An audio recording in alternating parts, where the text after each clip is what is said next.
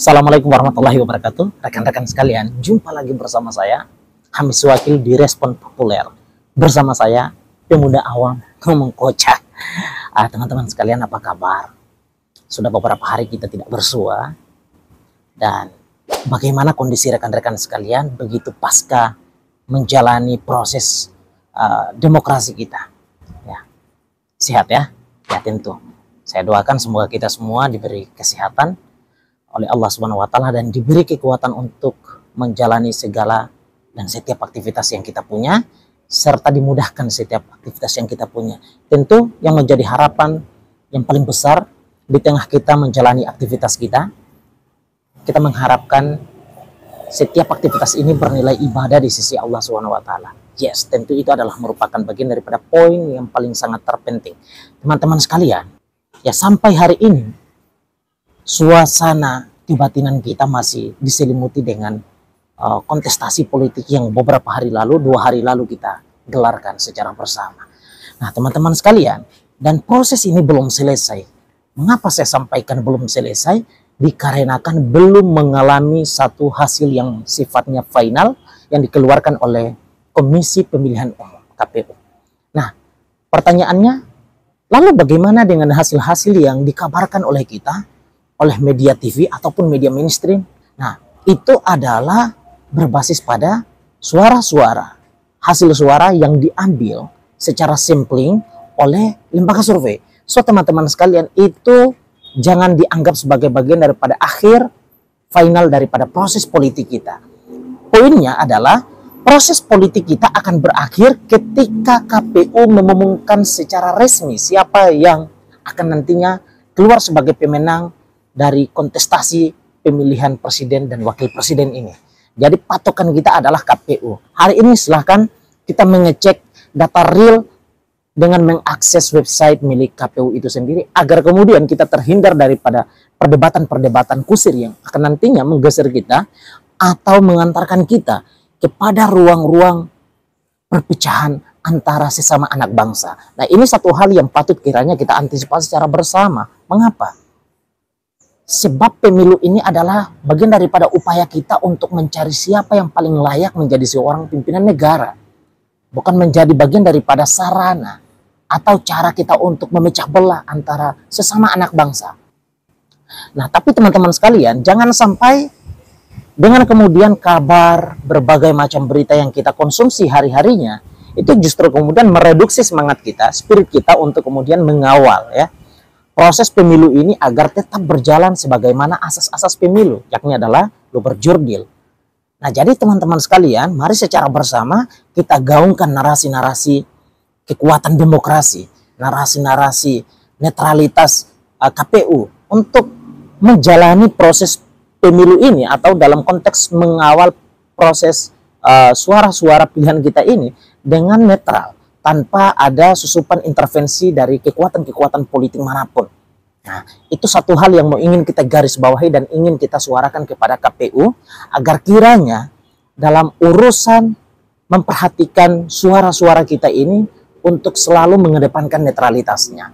Nah, itu satu poin teman-teman sekalian yang mau ingin saya tekankan dalam konteks pilihan presiden kita. Sebab ini penting teman-teman. Saya mengatakan kita perlu mengawal prosesi ini bukan dalam konteks untuk mengawal kepentingan siapa yang kita pilih, bukan. Tetapi dalam konteks kita mengawal kejujuran, kebebasan, kebersihan daripada proses demokrasi kita ini. Agar nilai demokrasi kita selalu menjadi kuat. Jadi demokrasi kita dilaksanakan berdasarkan asas-asas yang luber jurdil ini. Jadi ini bukan dalam konteks untuk mengawal kepentingan siapa yang menjadi pilihan kita, tidak sama sekali. Bahkan justru itu yang kita harus tantang, yang kita tantang dan yang ingin kita perjuangkan adalah tentang masa depan Indonesia 5 tahun ke depan. Kenapa? Karena perjuangan hari ini, pilihan kita hari ini dan kita perjuangkan, kita kawal dengan netralitas yang maksimal, maka itu akan menentukan tentang masa depan Indonesia selama 5 tahun ke depan. Teman-teman silahkan, jika Anda beda pendapat dengan pendapat saya ini, silahkan dituangkan di kolom komentar yang menjadi basis ruang demokrasi digital kita di sana. Nah, teman-teman sekalian, ini menarik selain daripada menyangkut soal masalah perkembangan Pilpres hari ini. Di lain sisi saya mau ingin memberi komentar menyangkut soal masalah pemilihan wakil rakyat. Nah, ini teman-teman menarik. Jika kemudian berdasarkan survei yang kemudian atau berdasarkan data yang kemudian kita temukan di laman resmi milik KPU ini, itu Prabowo mendominasi kemenangan di atas 58, sekian persen gitu ya.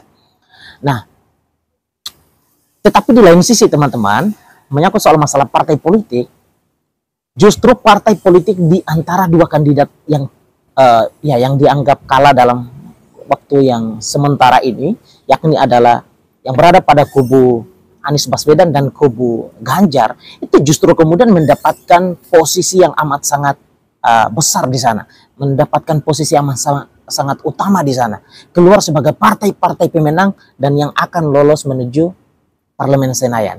Ini menarik. Kenapa? Karena ini adalah berkaitan dengan efektivitas perjalanan pemerintahan kita selama 5 tahun ke depan. Nah, mengapa demikian? Begini teman-teman, Presiden anggaplah begini, Prabowo menang nih, Prabowo menang.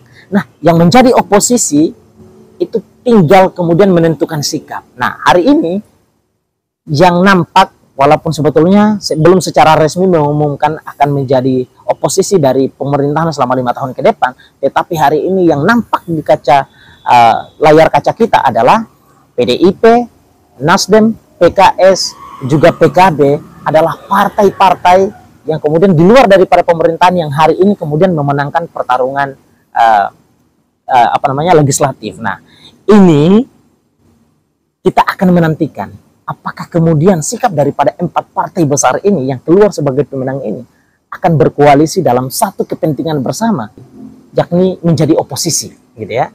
Jadi kita akan mengukur dan kita akan menantikan apakah ketika kemudian pengumuman yang akan diumumkan oleh KPU bahwa Prabowo menang seandainya, maka apakah pula 4 partai ini yang pada urusan Pilpres punya pilihan yang berbeda, apakah mereka akan dalam satu kesamaan yang sama untuk menjadi oposisi di Parlemen Senayan? Nah, ini tentunya adalah merupakan satu hal yang amat sangat menarik.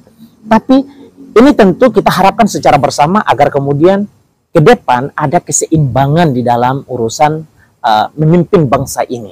Jadi tidak hanya saja didominasi oleh presiden ataupun eksekutif, tetapi juga diperankan secara imbang oleh legislatif juga dalam konteks mengontrol secara efektif jalannya pemerintahan selama 5 tahun ke depan.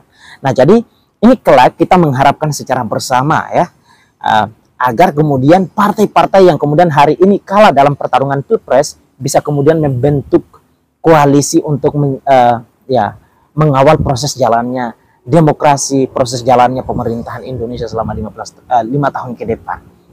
Nah, karena saya kira ada banyak program yang akan nantinya dilakukan oleh presiden dan wakil presiden yang terpilih nanti. Nah, maka pertanyaannya adalah apakah kemudian mereka yang menjadi partai pemenang hari ini, apakah kemudian akan membentuk satu koalisi untuk menjadi oposisi? Nah, tentu kita mengharapkan itu, dan saya amat sangat menantikan hal itu. Saya kira teman-teman pun juga demikian. Kita menantikan hal ini, momentum di mana partai-partai yang kemudian kalah di Pilpres lalu menang di legislatif bisa kemudian membentuk satu koalisi dan kemudian turut serta di dalam pengawalan kemajuan perjalanan pemerintahan kita selama 5 tahun ke depan.